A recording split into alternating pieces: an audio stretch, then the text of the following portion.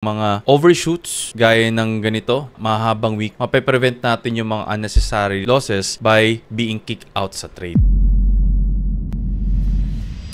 For today's video, pag-uusapan natin yung technical analysis natin with BTC, and from there para magkaroon tayo ng idea kung ano ba yung expect natin for the next trading week. So right now we are currently looking at the weekly time frame. So kung mapapansin natin, we have lines sa taas at sa baba. So this indicates our support and resistance, and we will also notice yung resistance level natin is currently sitting at 71 to 73,000, and for our support level 54 to 52,000 level. Now, kung napapansin mo na meron tayong dalawang line for plotting our support and resistance, it is simply because gusto natin na i-treat yung support and resistance natin as a zone. Para just in case magkaroon tayo ng mga overshoots gaya ng ganito, mahabang week, mape-prevent natin yung mga unnecessary losses by being kicked out sa trade. Now, let's talk about price action. So for the price action naman, mapapansin natin dito na meron tayong dalawang bullish engulfing candlestick. If we're going to pay attention, yung structure ng pagiging bullish engulfing candlestick niya is halos magkadikit yung candle size nila. So you will notice na ganito yung itsura niya. If this is the 100%